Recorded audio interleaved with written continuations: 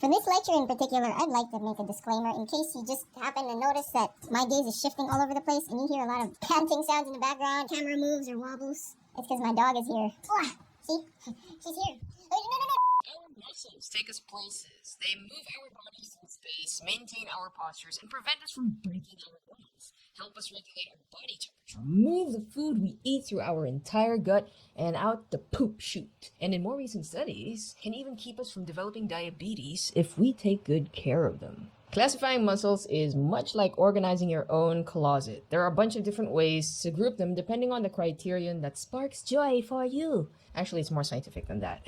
But they can be mainly classified based on microscopic appearance, location, or nervous system control. These groupings are not mutually exclusive, of course. So for example, skeletal muscles are also somatic and voluntary muscles.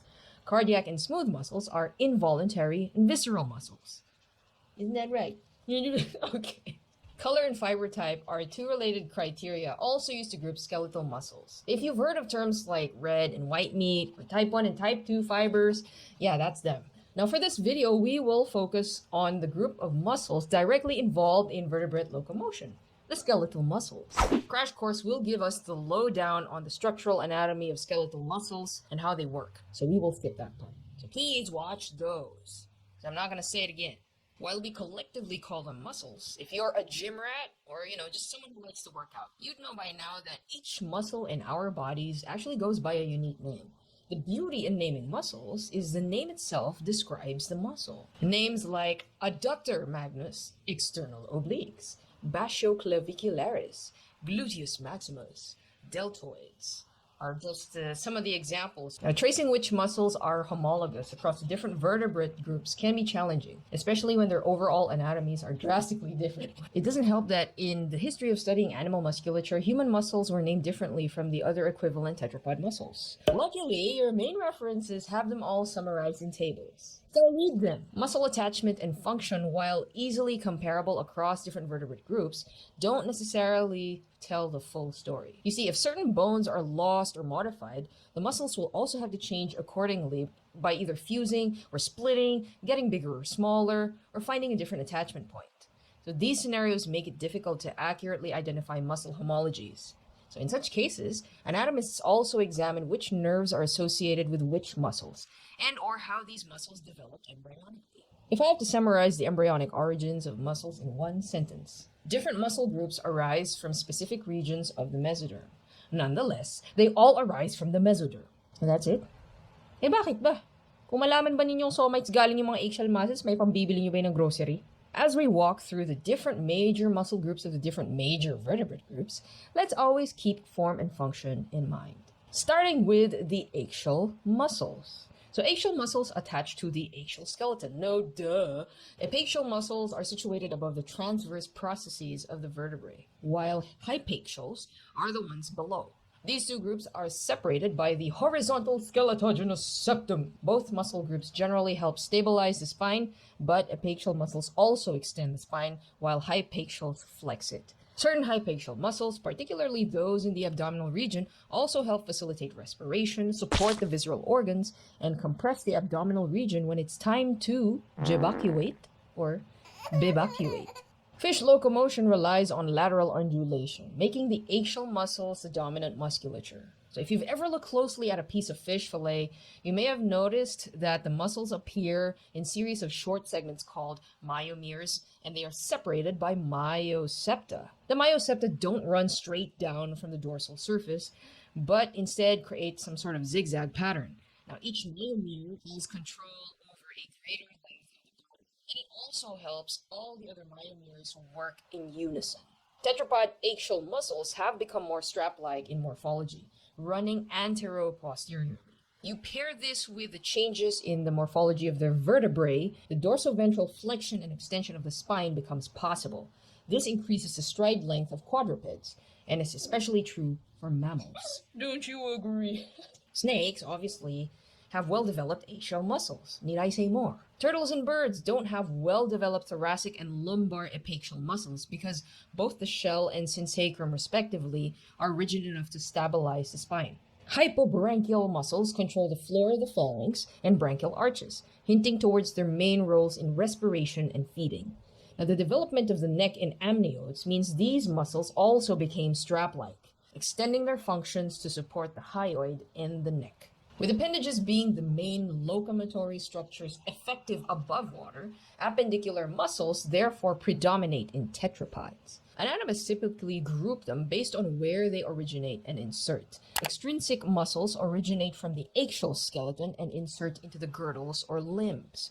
Intrinsic muscles originate from the girdles or limbs themselves and insert into the more distal portions of the limbs. The extrinsic dorsal group of the pectoral appendicular musculature arises from either the dorsal fascia, the vertebrae, skull, or the dorsal part of the ribs, and attached to the pectoral girdle or forelimbs. The extrinsic ventral group, on the other hand, arises from the sternum and or coracoid and converge towards the girdles and limbs. The result is a muscular sling of sorts, where your entire pectoral girdle and forelimbs are basically held to the torso just by muscles. As in, if you actually cut all the extrinsic muscles of the tetrapod pectoral girdle, you can detach the scapula and forelimbs from the rest of the body. Most of the locomotory muscles of the pelvic girdle are intrinsic. Extrinsic muscles in the pelvis aren't as extensive as in the pectoral girdle because the pelvic girdle articulates directly with the sacral vertebrae. Now, some of you may ask, why are the pectoral girdles and forelimbs suspended by muscles instead of being attached directly to the axial skeleton? This actually happened before, and in fact, we've mentioned the detachment of the pectoral girdle from the skull and the advantage that this gave tetrapods. Muscles act like rubber bands, softening the landing of quadrupeds. But for practical reasons, limbs closer to your head also probably do a bunch of other stuff. They help manipulate food and bring it to your face hole, can be used as shields to protect your head. And in terms of locomotion, remember that we move toward wherever our heads are facing.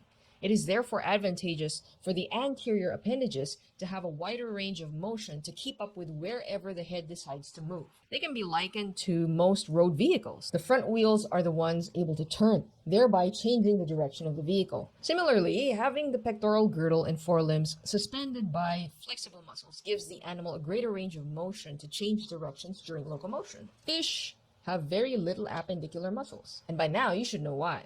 Reptiles and mammals have a good mix of both extrinsic and intrinsic musculature, but mammals are more heavily reliant on the appendicular musculature than reptiles. Hence, mammalian appendicular musculature is generally more complex. Avian flight is chiefly executed by extrinsic muscles, particularly the pectoralis and the supracoracoideus. In mammals and birds, the main bulk of muscles also tend to be situated closer to the torso. Tendons are often found on the distal portions of the limbs to pull this off. Now, this configuration of muscles towards the torso and tendons towards the distal ends accomplishes several things. First, the limbs become lighter, thereby requiring less energy to swing them. Next, a center of mass can easily be maintained, requiring less energy to keep yourself balanced. Also, heat loss is reduced, making it much easier to maintain a stable body temperature. Now, how about the muscles in the head? The branchiomeric muscles are the muscles of the jaws and pharyngeal arches. They are also skeletal somatic muscles, but since they don't really participate in orienting the body through space, they get their own segment. Now, depending on which arch they are attached, in fishes, they mainly participate in moving the jaws and gills. And in tetrapods, the jaws, hyoid, larynx, face, and ear bones. The main trend is that the muscles of arches 3 to 7 become greatly reduced in tetrapods because most of us don't have gills. If we recall that the pectoral girdle in fishes is fused to the back of the skull and eventually gets detached in tetrapods, it would therefore be no surprise that some branchiomeric muscles have been recruited to serve as appendicular muscles in tetrapods. This is why it's harder to trace homology if you're just going to rely on attachment and function. Another group of muscles that have a similar embryonic origin to the branchiomeric muscles are the extrinsic eye muscles. These are the muscles that make eye rolling possible. Not all animals can move their eyes within their sockets, so they compensate by having super flexible necks or big bulging eyes that have a wider range of vision. Its neck to look, holy crap, did you see that? Or they just use other senses. And just when you thought we were done with the skin, nah, not just yet. See, the skin has its own set of extrinsic and intrinsic muscles. Extrinsic muscles originate outside the dermis, and then insert into the dermis. This is particularly useful for animals to shake their skins or move the pinnae of their ears. Intrinsic muscles are found wholly in the dermis and are the muscles that allow birds and mammals to fluff up. Water can sometimes be murky, so it's useful to have a way to find food without seeing it, or have a way to stun unwanted predators. Some fishes have developed organs that can generate, store, and discharge electricity. And there we have it, muscles, nature's bundles of rubber bands. Whenever we're in a pinch, they're the ones who can pull it together. This lesson marks the halfway point of our course, and I can never stress enough that my discussion provides the main takeaways, not the details. So please, read your main references. If you want to pass this course. As usual, you can have a look at these other videos if you want to learn more about the muscles. Good luck in your exams, and I will see you soon.